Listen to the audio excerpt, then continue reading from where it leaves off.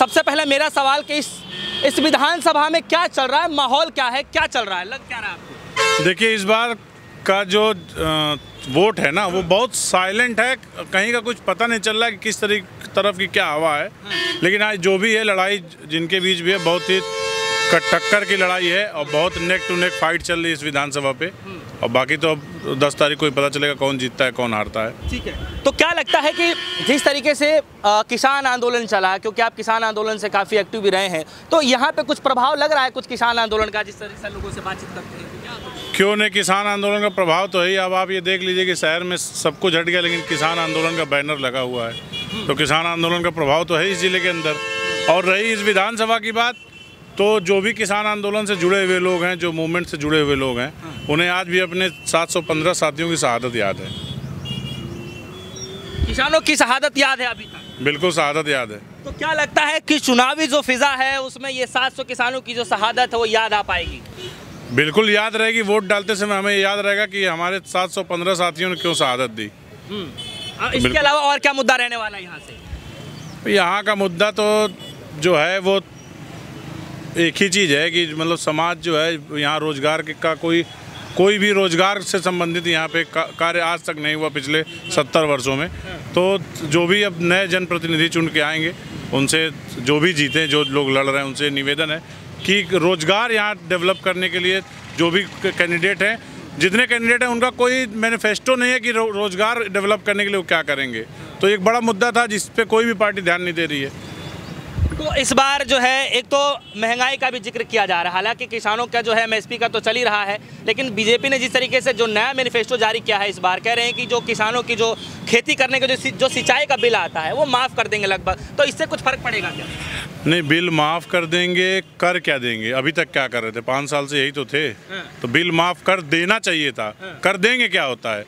जब इनके सत्ता में 8 तारीख से पहले जब आचार संहिता नहीं लगा था तो कर दिए होते तो एक बार बात करने लायक होता। कर देंगे क्या होता है? कर देना चाहिए था। तो कोई फायदा नहीं इसका मतलब इसमें क्या ये सब तो देखिए मैनिफेस्टो ये लोग बनाते हैं।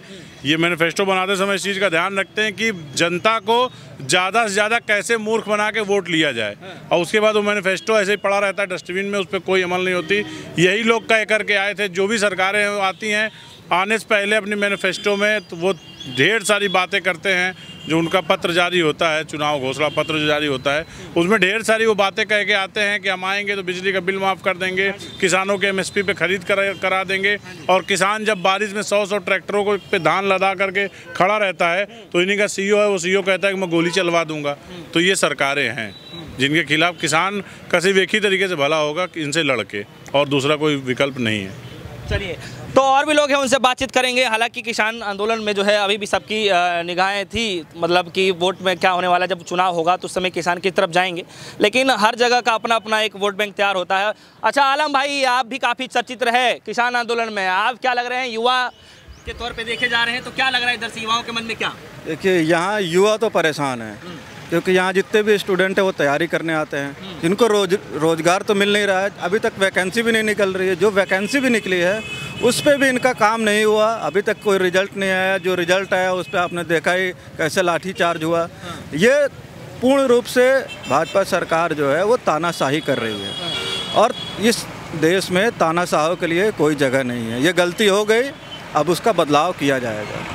छात्रों के बाद क्या आपने, छात्रों पे जो लाठीचार्ज हुआ वो प्रदेश ही नहीं पूरे देश में गूंज हो रही थी, जो गूंज अभी भी सुनाई देगी क्या? जरूर, हर जगह सुनाई दे रहा है। आप कहीं भी प्रोग्राम करेंगे तो आप देखेंगे कि स्टूडेंट खफा हैं, और जो खफा है तो इनको वोट देगा नहीं। कोई भी हो, गरीब और स्टूडेंट, दो चीज़ तो हमेशा खफा है, क्योंकि तानाशाही में ये दोनों दबते हैं।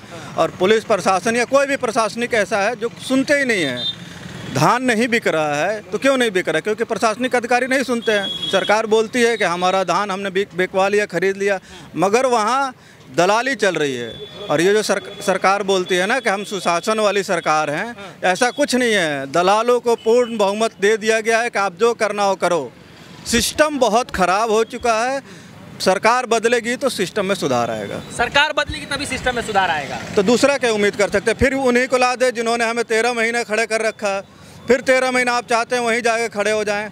अब तो ये जो आंदोलन चलेगा वो हर ज़िले में चलेगा, तो हर ज़िले के लोग परेशान रहे, कैसे चलेगा ऐसा?